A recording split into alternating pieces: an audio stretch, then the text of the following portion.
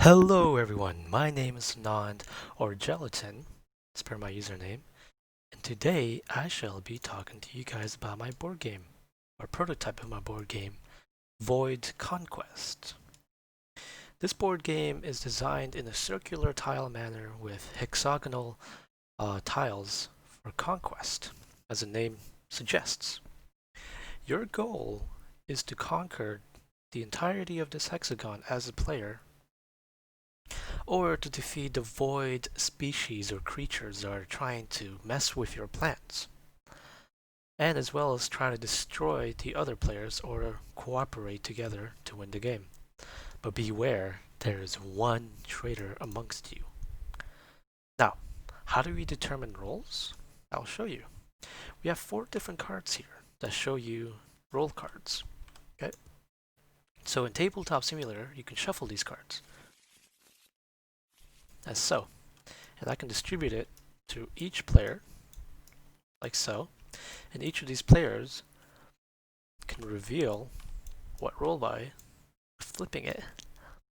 So I'm gonna the purple shows you the trader, and the blue ones show you that you're just a normal non-trader trying to help others or trying to conquest.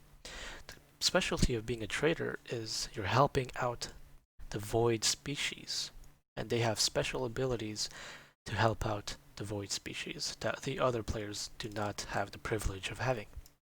So I'll put this card here. And incidentally, this is the color of the void card that you can collect for special abilities. That's my mistake, I'll change that later. So let's start this game.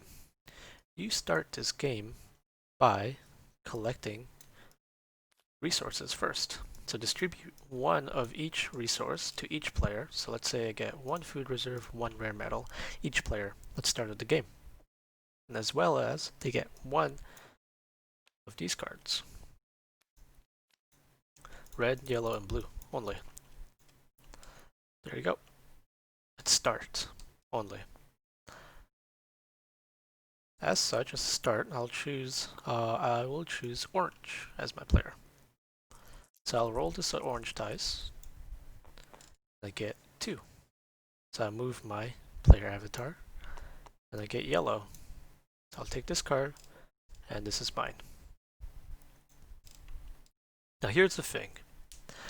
Once you have landed on one of these colors, like red, yellow, blue, and purple, you can only collect 1. And once you land, so let's say I rolled again and landed here, I may not collect another card from this pile until I have gone once around the tile. And then that's when I can start collecting cards again from these piles. So once per revolution, I can collect these cards. Color-specific cards.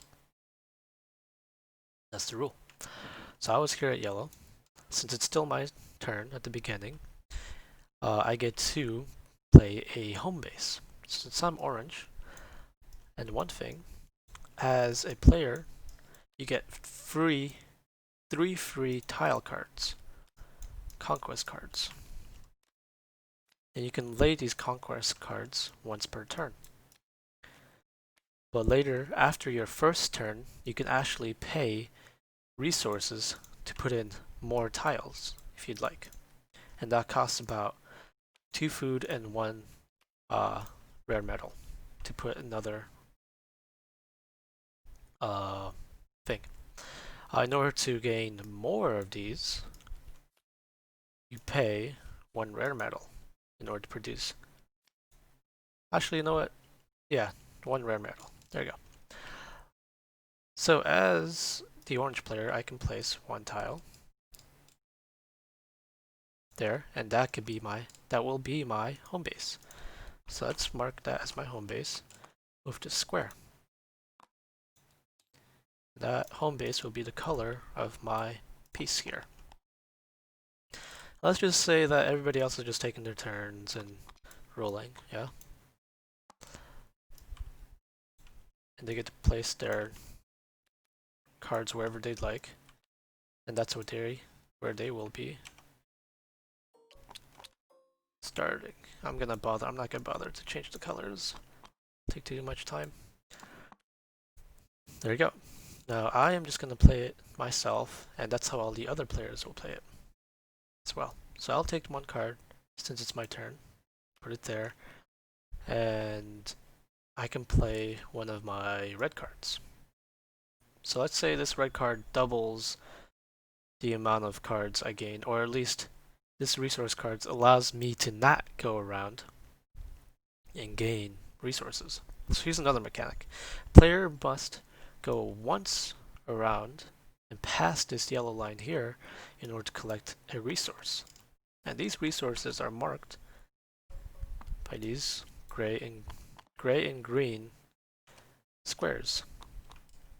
So let's say I have 2 of these tiles. So this tile here is producing food and this tile here is producing metal. And once I get 1 revolution around the circle, I may collect a card relating to the amount of factories I have supporting it. So I have one of these green food markers and one of these gray markers. So I can collect each of these. There you go. And on my turn, then I can spend it by putting it back, 2 food and 1 metal to try and buy another tile. That tile, I'm going to choose, produces metal. So on and so forth. So I'm going to keep going. Let's see. I'll play for the red card. Let's say they do this. Now you can place cards once per turn. I'm just skipping ahead to show you the game and how it works. So let's change that to blue, even though I said it would take too much time. Boom. I have blue and the red team and the orange team and all the different colors of green, red, blue, and whatever this color is. So here's another rule. Once a player has 6 Conquest hexagons, the Void demon or the Void species can now take their turn. And they can spawn wherever they want. So they always start at the edge of these corners here. So let's just say any player can put them there to start somewhere around the edge. But it cannot be on a home base. There you go. Now these void demons themselves, or the void species, have their own specific tiles. I'll just take this card here, decrease their size, and say that this void species claims this tile. And what that does is that it prevents other players of putting their own tiles on that tile that this void species has conquered. You can't put it until they spend 1 food and 1 rare metal to remove it. And then they can spend 1 however much they need in order to put a tile down. And also the void species themselves can raise other players' tiles. Oops. There you go. So if that void species is there, once a player goes once around the progress bar, this void species removes everything in that resource. It's gone forever. And they can claim it now. So that's theirs. So in order to fend off against these void species, you have special military units. See these metallic beings, robotic beings? There you go. So you can switch it to your color. There you go. That represents my orange military. In order to get these, actually, you have to spend, let's say that I produced quite a bit of resources. I have to spend 2 food and 3 metal to create these special units. There you go. You can just put it anywhere, anywhere you have conquered a tile. So here's a combat mechanic. So you can place this tile here and challenge the void species. To fight, you have to roll for the void species and for yourself. So since I'm orange, I'll take the orange die and the 6-sided die, roll it. That's 9. That's for the void species. Roll again. Okay, that's 5. Let's say that 5 is what the void species got and 9 is what I got. So if I have the higher number, I have subsequently killed this guy. It's dead. It's gone. I can now take this tile. The military units are special as well. So if I were to keep this military unit there on a tile that was claimed, I can reclaim it by having my player avatar go around once. And now that tile that was once claimed is mine.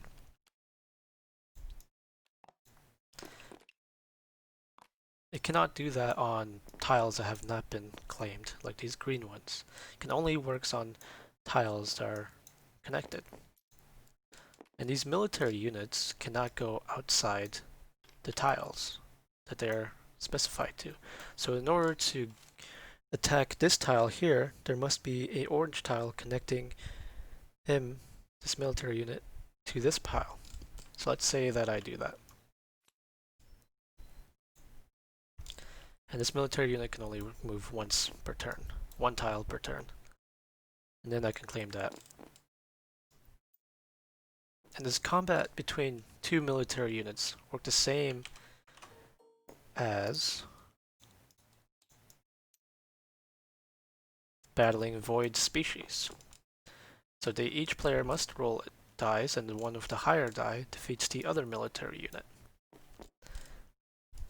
Now, as the void supporter myself, my goal is to collect as much as these cards as possible, the purple ones, to land on the purple star, because these are the purple abilities.